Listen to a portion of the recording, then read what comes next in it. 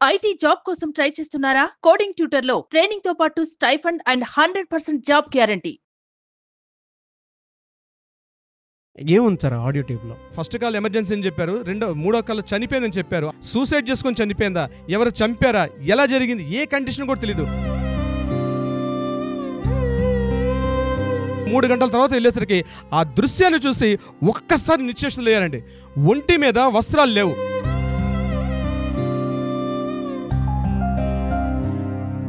అది చెప్పలేము నాగరాజు గారు, ఆ బాధ.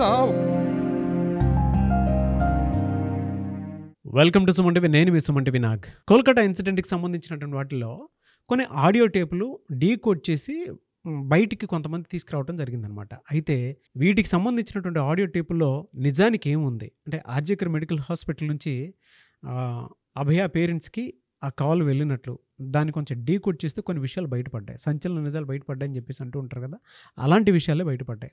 ఆ ఆడియో టేప్లో ఏముంది, దానికి సంబంధించినటువంటి వాటిల్లో ఈరోజు మనతో పాటు హైకోర్టు అడ్వకేట్ రవీంద్రనాథ్ గారు ఉన్నారు. అది వారి మాటలోనే అడిగి తెలుసుకుందాం. Hello sir. హాయ్ అండి నాగరాజు గారు. ఏముంది సార్ ఆడియో టేప్లో? ఆగస్టు 9 హర్రర్ అని మనం ఏదైతే పిలుచుకుంటున్నామో ఈ సంఘటనకు సంబంధించి కొన్ని రోజుకు ఒక కొత్త విషయాలు బయటకు వెలుగులోకి వస్తున్నాయి. ఈరోజు ఆగస్టు 9వ తారీఖు జరిగిన సంఘటనలో, అంటే మార్నింగ్ 9:30కి అక్కడ విక్టిమ్ యొక్క డెడ్ బాడీ చూసిన తర్వాత త్వరగా అక్కడ కొన్ని సంఘటనలు నమోదయ్యాయి.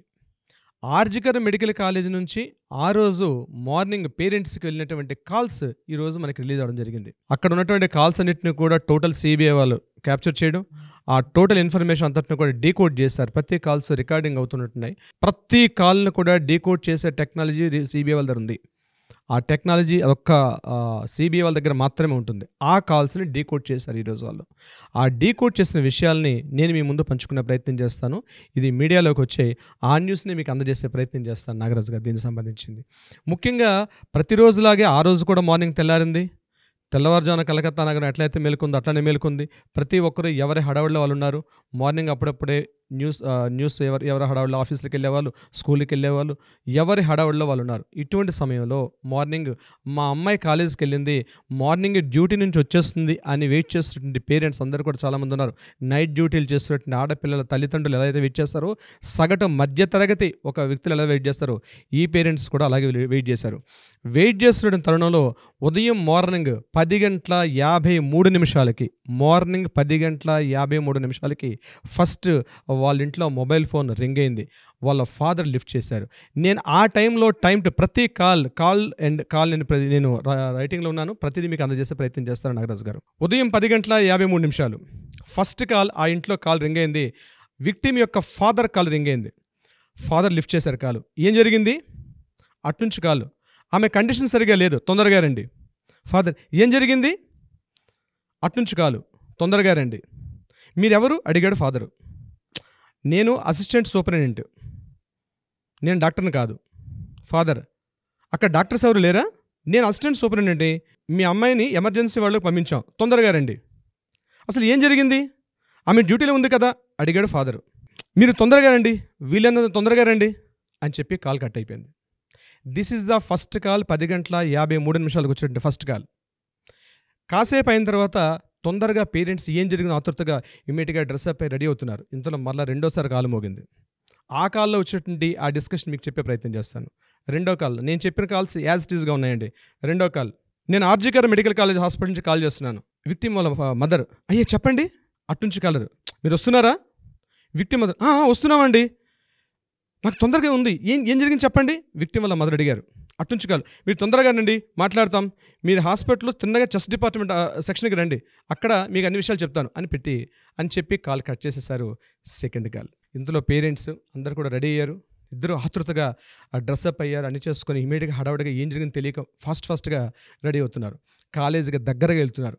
మరలా మూడో కాల్ వచ్చిందండి. ఏ కాల్ అయితే ఇప్పటికీ డిస్టర్బెన్స్ అని ఈ సిబిఐ వాళ్ళు, లోకల్ పోలీసులు ఏదో డిస్టర్బెన్స్ జరిగారు, అసలైన కాల్ డిస్కషన్ ఇక్కడ జరిగింది. మూడో కాల్ వచ్చింది. విక్టిమ్ వాళ్ళ ఫాదర్ లిఫ్ట్ చేశారు. హలో, అట్నుంచగలరు, నేను అసిస్టెంట్ సూపరింటెండెంట్ మాట్లాడుతున్నానండి. అదొక లేడీ వాయిస్. విక్టిమ్ వాళ్ళ ఫాదర్, చెప్పండి ఏం జరిగింది? అట్నుంచగలరు.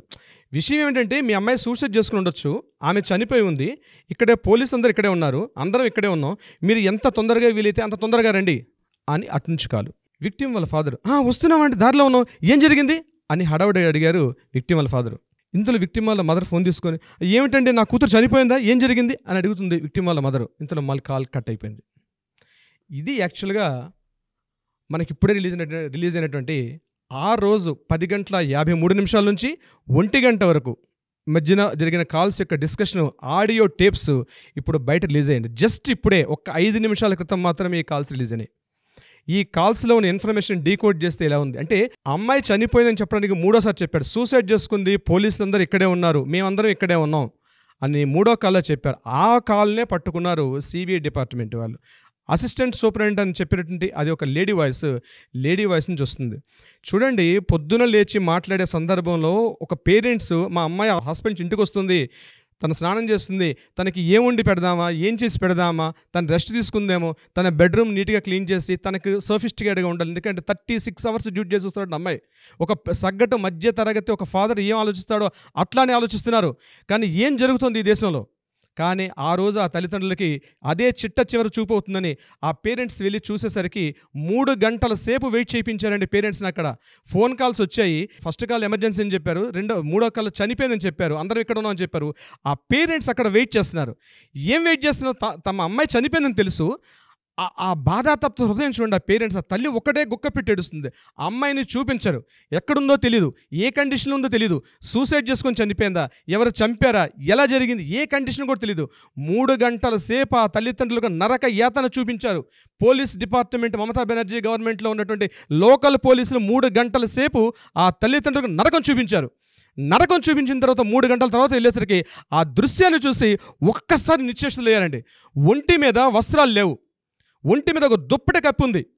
ఒక దుప్పటి కప్పి ఉండి అమ్మాయి యొక్క చేతివేళ్ళు, కాళ్ళు అంతా కూడా వంకరలు తిరిగిపోయి ఉంది.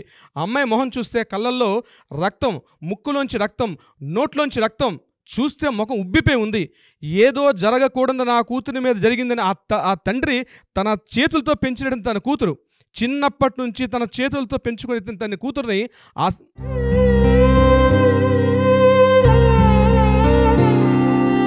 అది చెప్పలేము నాగరాజు గారు. ఆ బాధ ఒక పేరెంట్గా పడే బాధ వర్ణాతీతం అండి.